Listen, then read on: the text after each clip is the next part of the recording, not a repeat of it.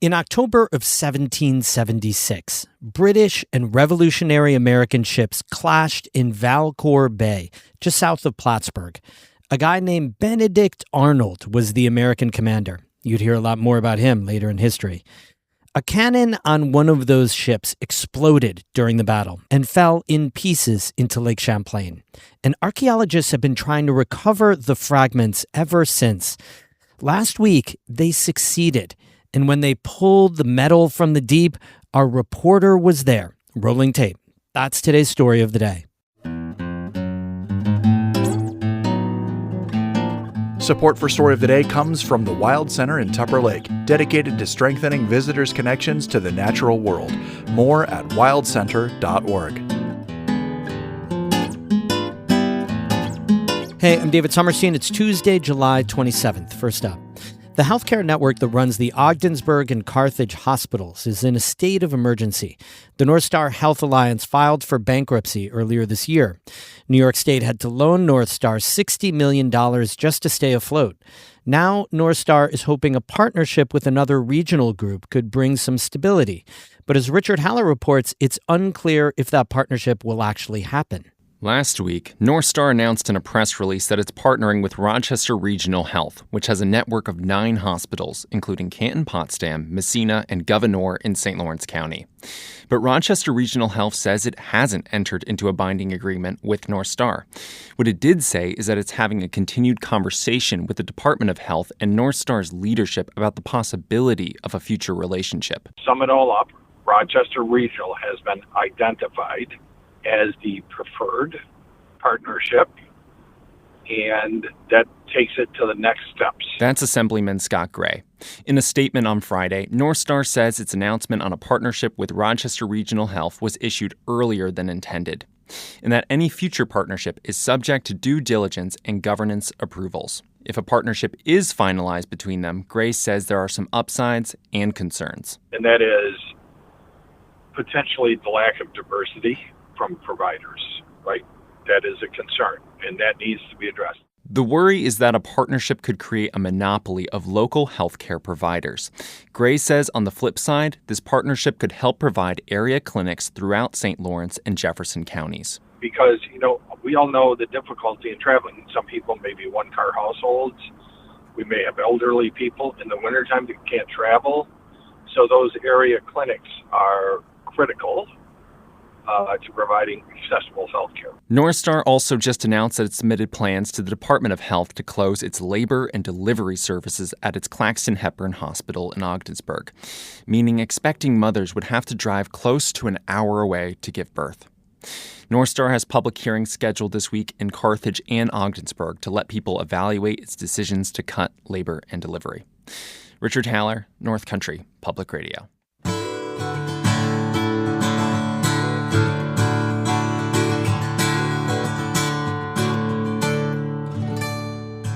A piece of local Revolutionary War history was raised from Lake Champlain last week, part of a cannon that fired rounds during the Battle of Valcour Island in 1776.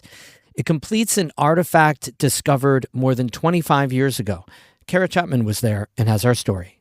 Ed Scollin was a New York State police trooper and diver back in 1999. His son, Sean, remembers a voicemail he left after a dive in Lake Champlain's Valcour Bay.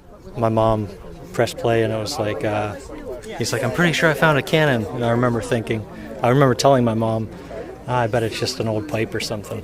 It was a cannon, the biggest piece of one that had exploded on the American gunboat New York during the Battle of Valcour Island back in October of 1776. More than 200 years later, Ed Scollin's discovery of the cannon set off an 8-year archaeological survey of the Valcour battle site in the early 2000s.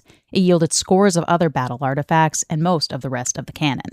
For 27 years after that first fragment was found, the final piece remained buried under 4 feet of clay on the lake bottom, until now. 1, go ahead, 2, 3, yeah! Yeah!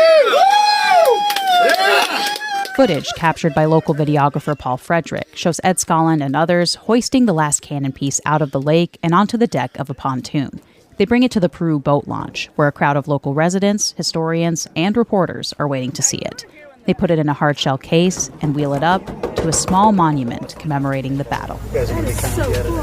Everyone's excited, but Scollin still has one last test to make sure that this is indeed that missing piece of the cannon. He holds up a 3D replica of what's supposed to be an adjacent portion. If this lines up to this, we got 100%. Shall we? And I think we do, yeah. I'm going to need some help. The cannon piece is heavy, somewhere between 100 and 200 pounds. 3 people bend down to lift up one end as Scollin lines up the replica. The jagged edges fit together perfectly. What do you think? While Scollin found the first big piece of the cannon by accident, the hunt for this last piece was intentional. A couple summers ago, a team led by Texas A&M archaeologists started surveying Valcour Bay. Last year, they brought in a remote sensing specialist whose magnetometer found something that hadn't been picked up by previous divers' metal detectors. After some delays, the Texas A&M team returned this summer to retrieve the fragment. That took some elbow grease. Grad students Ethan Whiten from East Carolina University and Sean Crowley from Texas A&M did a lot of the digging. Crowley says that involved kicking down almost vertically into the clay and removing it by hand, one clump at a time. And you couldn't see anything, so it was like, I think there's archaeology by feel or by grail is kind of what it is. So like you're completely blind, but you can feel where the cannon is. And so you're clearing out just the mud around it, kind of taking it out in chunks, then pop it out and kind of pushing it back out and just going and going. Whiten says they had to be careful about how they dug. The cannon was sitting at an angle, so in order to make sure that it didn't continue sinking further to the point where we couldn't raise it, we were instructed not to dig underneath it out of fear that it would keep sinking. So we dug the top of it. We dug enough of it off so we could get a strap around it and then pull it up with a lift bag. Divers placed the cannon piece on a pallet to prevent it from sinking back into the mud, then rigged it with straps so it could head to the surface for the first time in almost 250 years. Christopher Dostal leads the Center for Maritime Archaeology and Conservation at Texas A&M. He says, while the lake bottom's cold temperatures and low visibility aren't the best conditions for diving, those things were good for the artifact. Preservation is unbelievable up here. You got cold, dark, anoxic clay. It's like things like this just don't happen. The plan is for the fragment to reunite with its fellow cannon pieces at the Lake Champlain Maritime Museum in Vergennes, Vermont, the approved repository for naval artifacts found in the lake. But it still has to undergo some work. Dostal says there's evidence of salt-based corrosion from the 1700s, before the cannon fell into Lake Champlain. And so what we'll do is we'll run it through a process called electrolysis, and this will consolidate any corrosion materials we have, drive any residual salts out, and that'll put it in a nice passive state, and it should stay for the next 250 years. Today is a celebration, but hanging over it all are the lives impacted by the battle and the cannon's explosion. According to historical records, the blast wounded Sergeant Jonas Holden and killed Lieutenant Thomas Rogers, both patriots from Westford, Massachusetts. Rogers' wife, Molly, was pregnant when she got the news that Rogers had died in the Battle of Valcour Island. On a small memorial stone in a Westford cemetery, it's inscribed that he died, quote, in the service of his country and in the cause of liberty. Scollin says he knew he'd found something important when he first found the cannon. But then when I, found out just how personal and just how tragic it was for this particular family, I felt obligated to follow this through. And now it's inspiring the next generation. Scollin's granddaughter, Sylvia, says it's cool that the final piece of the cannon has been found. It's a new part of history that has been uncovered for more people to learn about. Sylvia says she loves snorkeling and swimming, but doesn't plan to scuba dive like her grandfather. As for those who do, Ed Scollin has some advice for people who come across historical artifacts. Leave them there and leave recovery to the professionals. I understand it. You find something really cool on the bottom, you're like, wow. And you feel connected to it because now you're part of its history. It's been lost and you found it and you want to protect it. But if you take it and it's involved in a bigger story, a bigger picture, you're removing a piece of the puzzle and you're removing an ability to interpret why it's there. Historians and archaeologists say countless artifacts lie among the hundreds of shipwrecks that rest on the bottom of Lake Champlain. Each holds its own story in the puzzle of history. Kara Chapman, North Country Public Radio, on the shores of Lake Champlain in Peru. We're in the middle of our summer fundraiser. As you may know, we lost $330,000 a year every year in federal funding cuts. You were awesome when that happened and raised a lot of that back. But now it's a new normal. We have to do that every year to keep the local news that you rely on strong.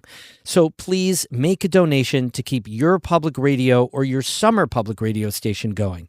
Go to ncpr.org/give. Thank you so much.